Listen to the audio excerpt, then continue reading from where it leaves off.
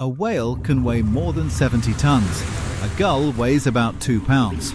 And yet, in certain coastal waters, these gulls have learned to attack whales directly, landing right on their backs while the whale is still alive and tearing off small pieces of skin and fat to eat. This isn't a myth, and it isn't a rare accident.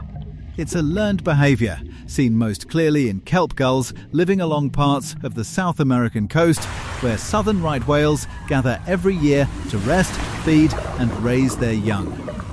These gulls have found a way to turn one of the largest animals on Earth into a walking, or rather swimming, food source, simply by taking advantage of one small, unavoidable weakness.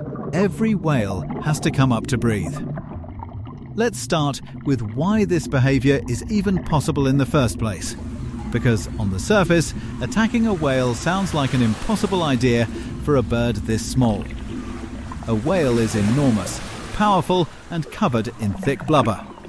There's no way a gull could physically overpower or seriously injure an animal that size through brute force. But the gulls aren't trying to overpower the whale at all. They're relying on patience and timing instead. Whales are mammals, which means they need to surface regularly to breathe air. When a right whale comes up to the surface to rest or breathe, especially for a longer stretch, its back becomes exposed above the waterline for a period of time. This is the exact moment gulls take advantage of.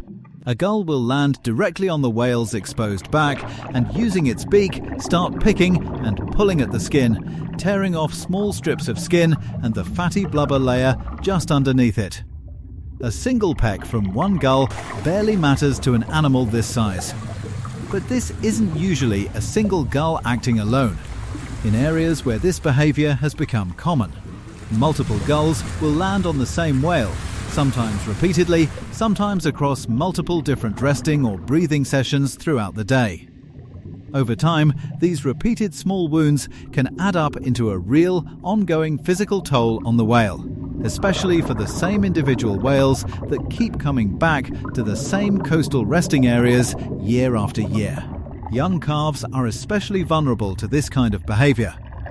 Newborn right whales tend to spend more time resting near the surface compared to older, more experienced adults, giving gulls a longer window of opportunity to land, peck and feed.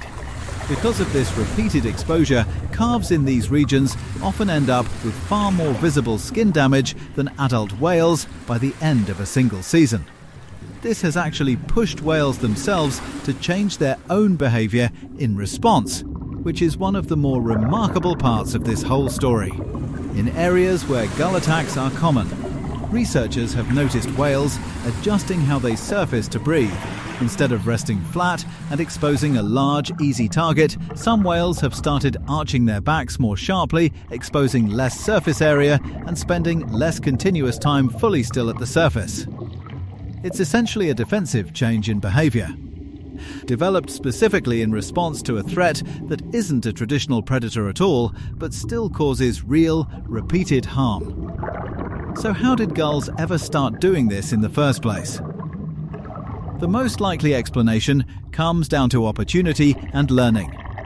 Gulls are naturally opportunistic feeders, willing to eat almost anything readily available, from fish and small invertebrates to scraps scavenged from fishing boats.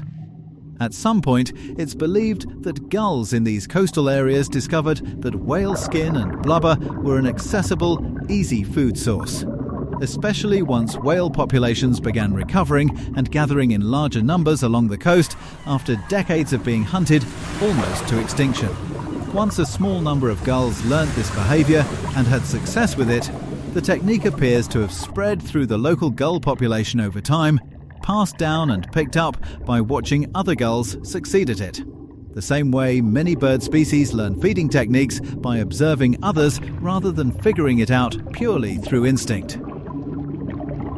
This kind of behaviour tends to appear in very specific places rather than everywhere gulls and whales happen to share the same water, and that pattern itself is worth paying attention to. It generally shows up in calm, sheltered coastal bays where whales gather predictably in large numbers for weeks or months at a time, often to give birth or nurse their young. These conditions create exactly the kind of stable, repeated opportunity a learned behavior like this needs in order to spread. If whales were scattered thinly across open ocean, passing through unpredictably, gulls would have far fewer chances to practice this technique and far less reason to keep coming back to the same reliable food source. A predictable, gathered group of whales returning to the same bay year after year is essentially the perfect setting for this kind of learned behavior to take hold and spread through an entire local gull population. This is technically different from traditional predation, since the gulls aren't trying to kill the whale outright. And a healthy adult whale is in no real danger of dying from this kind of injury on its own. It's closer to a form of parasitic feeding where the gulls repeatedly take small amounts of food directly from a living animal without ever finishing it off.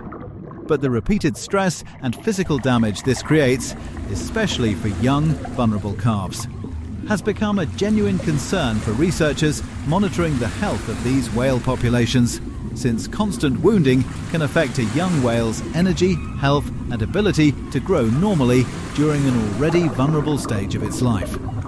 Put this all together and you get a strange, real example of how a single small opportunity, a whale forced to expose part of its body just to breathe, can be learned, exploited and passed down through an entire population of a completely different, much smaller species. The gulls didn't evolve any special new hunting tool to make this possible. They just noticed a weakness, took advantage of it and taught each other how to keep using it, generation after generation. So the next time you picture the ocean's food chain, remember that size and strength don't always decide who gets to feed on who. Sometimes all it takes is patience, timing and the willingness to land somewhere no one would expect, right on the back of one of the largest animals in the entire ocean.